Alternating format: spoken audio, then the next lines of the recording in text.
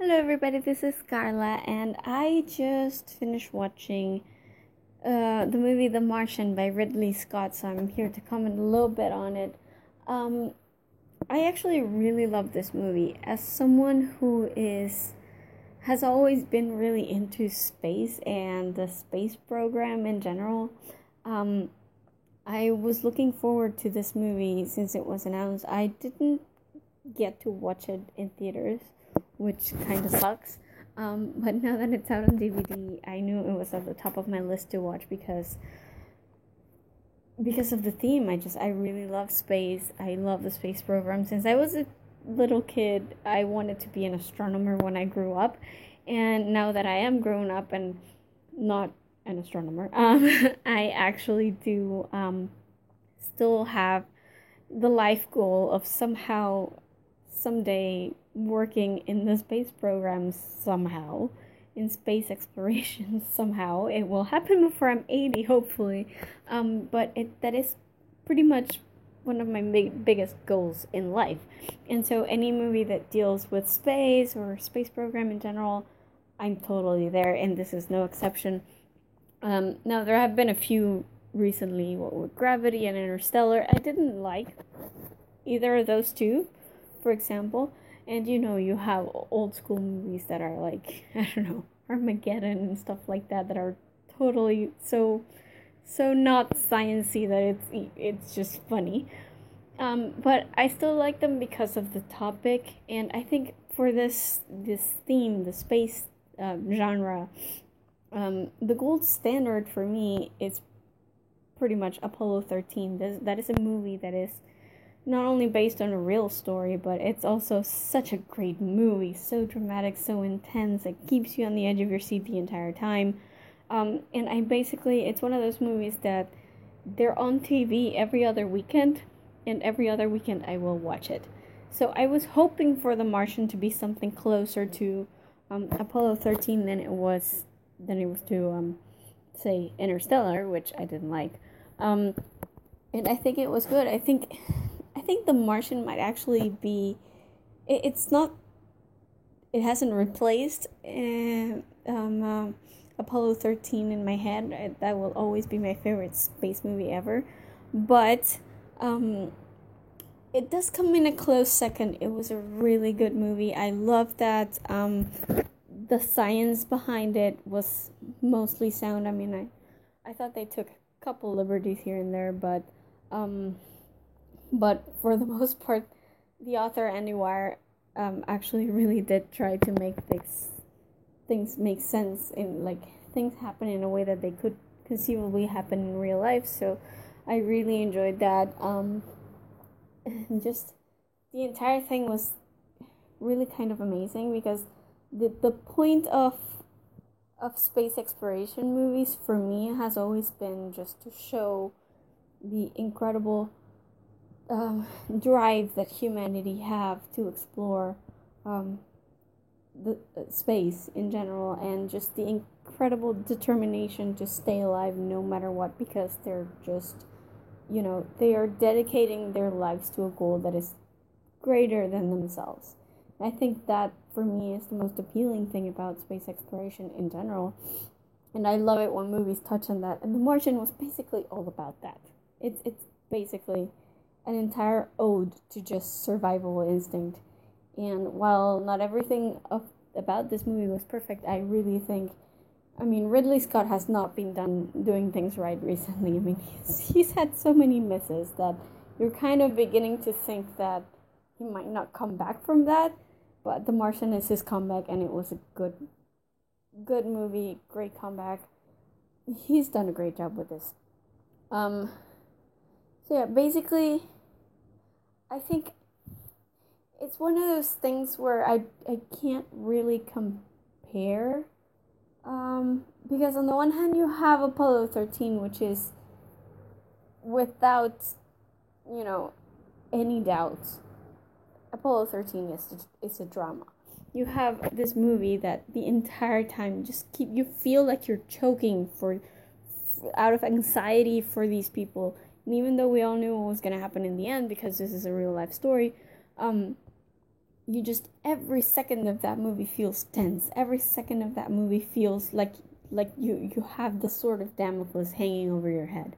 Um, it's, you feel that tension, you feel the stakes are so high. Every second, every frame, you feel, oh my god, these people could conceivably die, you know. And that's something that The Martian didn't have as much. I thought the tone of it was a lot more positive and optimistic. And although you knew that, okay, they do make mention several times over that, you know, Watney's most likely going to die. I mean, the odds are astronomical for them to rescue him, and you know that he could technically die, but the movie doesn't make it feel that way. So it's almost like the stakes are dulled a little bit, um, because they focus so much more on him actually trying not to think about the fact that he will die. I almost wish that they had had a few more scenes where he actually reacts to his hopelessness, because Matt Damon was amazing in those few scenes. But I like that the movie is actually a bit more positive than Apollo 13 would be, because Apollo 13, again, you go in and you expect a drama. And I'm not saying that The Martian is a comedy. I think the Golden Globes got that completely wrong. That's ridiculous. Come on. But it's not necessarily a drama in its true sense of the word. It's not something that makes you feel stress, you know? And I'm not saying that as a bad thing. I actually think it's a good thing, because The Martian is a really friggin' long movie, okay? It's like 2 minutes and 20 seconds. I didn't even, like, I'm sorry, 2 hours and 20 minutes. Sorry about that. 2 hours and 20 minutes long. And I think if we had had something that had the heaviness of Apollo 13 for 2 hours and 20 minutes, people would have walked out. So you needed that positivity. You know, you needed to feel that you're watching this man's comeback, that you're watching this man's triumph. Because that's what you want to see in the end. And you need that tone to go with it. You know, so in a sense, yes, it did feel like the stakes weren't as high as they did with Apollo 13, maybe.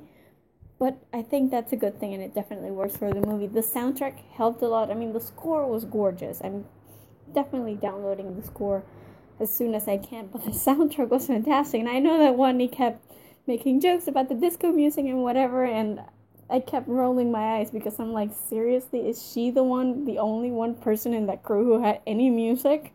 Like, wasn't there anything else? But the disco does help. It helps a lot with the mood.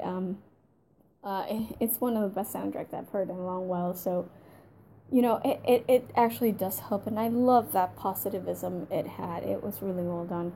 Like I said before, the performances were amazing. I mean, Matt Damon, it takes a lot of work, a lot of talent to actually pull off making people interested about your scenes when it's only just you and nothing else. I mean, he wasn't even talking to people until the rescue.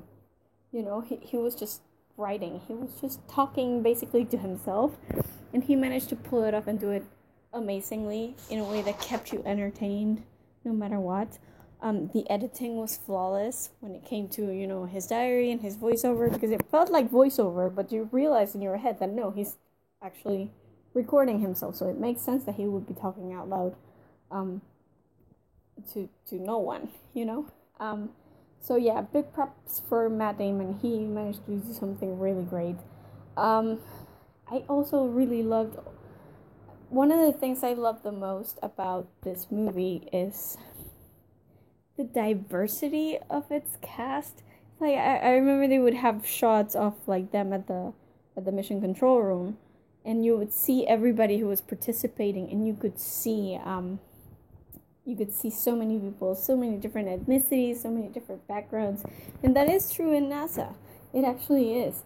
So I like that they got to be, you know, have tons of representation, and all the actors did great. I mean, Chiwetel Ejiofor I loved. He was so great. He straddled the line really well between being, you know, an administrator and being a scientist and someone who is actually concerned about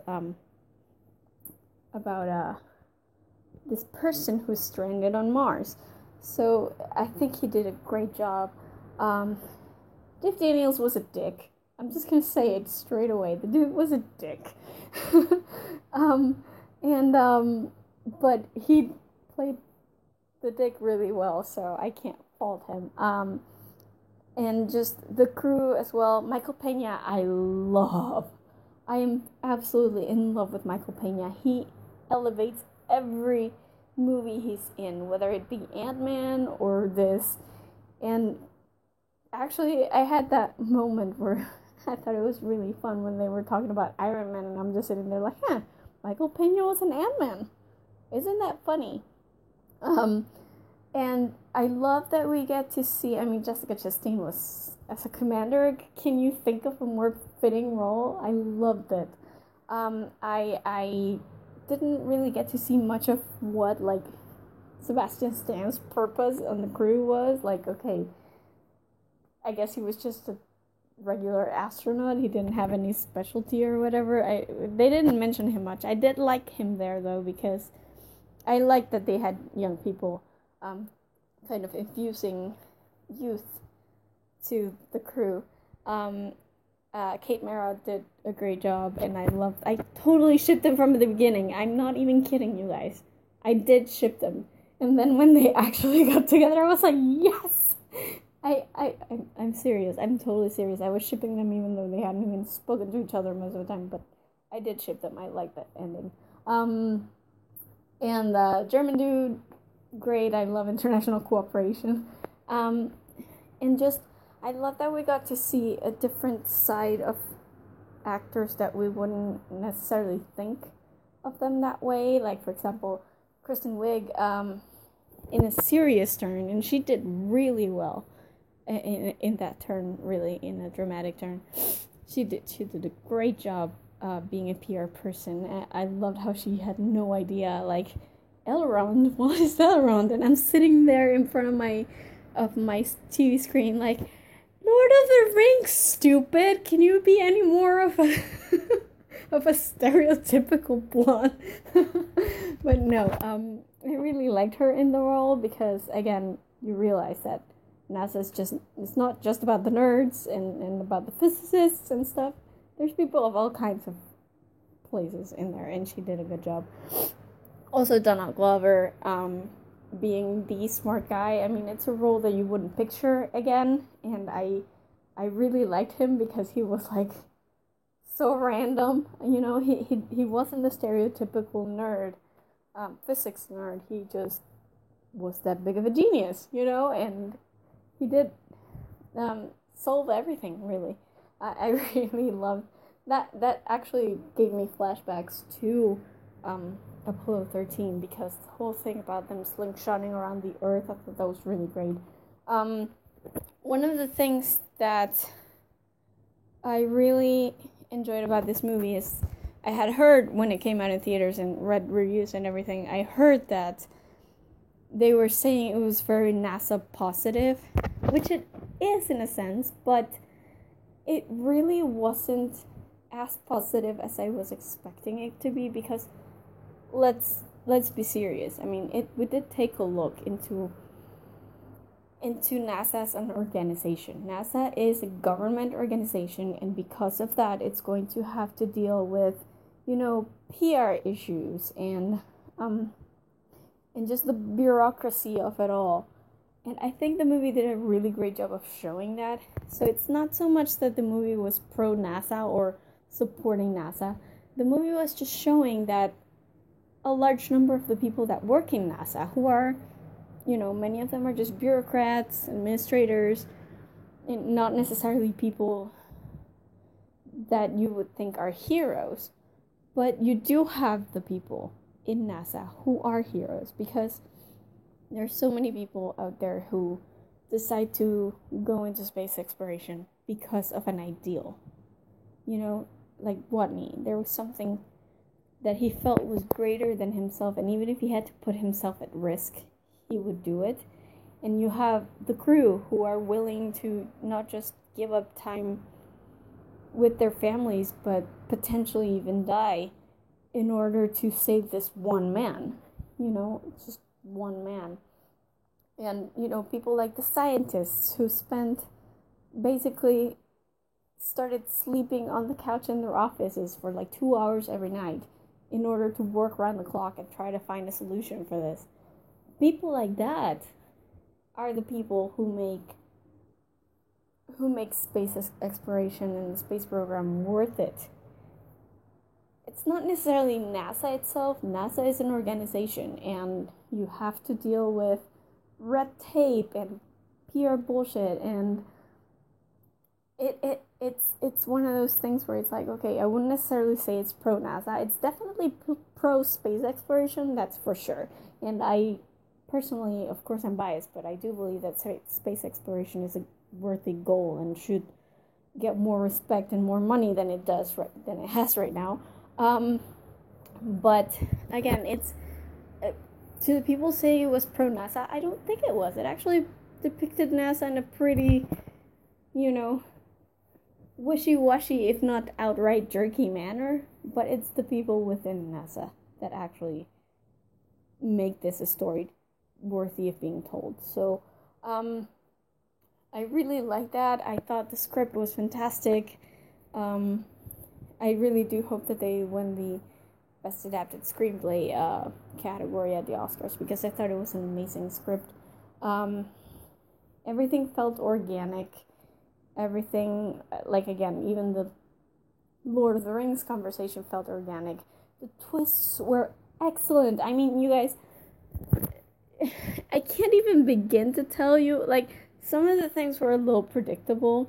It's like, yeah, one is sitting there, it's like, okay, if all goes well, then I should be able to last until Sol 900 and whatever. And I'm like, yep, something's going to blow up. I mean, you kind of saw that was coming a lot of the time, but there was one twist that was my favorite. And because I'm a big space nerd, I totally knew this before, but as soon as they started saying, oh, we lost communication with it in 1997, I'm just sitting there going, oh my god, Pathfinder. And then they actually revealed Pathfinder, and I'm like, best twist ever. I can't even begin to tell you, okay, how much I loved that. I jumped, I laughed, I cheered. I thought that was the best twist in the history of movies, okay? That was fantastic. And everything else, I mean, even though some things were a little predictable, I did enjoy the twists they threw our way, because I think this was more a story about people and less a story about actual space. And I think that's good, because people, circumstances change people's minds. And I really like the way they played with that in the movie. Again, some things I didn't like was that some bits were a bit predictable, of course. And the ending wasn't my favorite part of it. I mean, not the ending, but just the rescue mission. Because that was the one point where I went, that doesn't happen that way. I mean, yes, in theory, if he punctures his suit and the gases inside escape, he can use them as propulsion. But it's nowhere near as easy as he made it seem. There's no way. I mean, in space, you basically just blow a couple of molecules and you're already off course by I don't know how many degrees. It's not something you can control that easily. And I felt like that scene made it seem a bit too easy. But at least I'm glad they were actually when he was actually able to grab onto the cable, because I remember that was one of the things that pissed me off the most about Gravity. Because I felt like I spent the entire movie yelling at Sandra Bullock to freaking grab onto something, and she wouldn't. So I'm glad that they actually had it done this way in the movie, because, come on. Everybody would grab for the cable. Let's just, even if you can't make it, at least you try. So yeah, that part I didn't really care for, but by this point I was so engrossed in the movie that it's really a minor complaint, and they had to get him off planet somehow, so great. I really don't have any more complaints about this movie. I really enjoyed it. And again, it's very uplifting, which is good for a movie of this length. It's very uplifting and yet very real. It's a story about people, less than it is a story, more than it is a story about space. But still, for anybody who likes the space genre, anybody who's interested in space or space exploration, you have to watch this movie. Believe me, I had a smile on my face the entire time, and it was just really great. I think it's going to be a classic, and I think it's going to be one that I might rewatch about as often as Apollo 13 because it was really great. Ridley Scott did a great job, and if you haven't seen The Martian yet, you definitely should. I'm probably going to end up reading the book somehow because I really enjoyed this movie, and I think I would benefit from being acquainted with the original, so we'll see how that goes. Anyway, that's about it for me now. Again, really enjoyed the movie. Give it a watch if you can.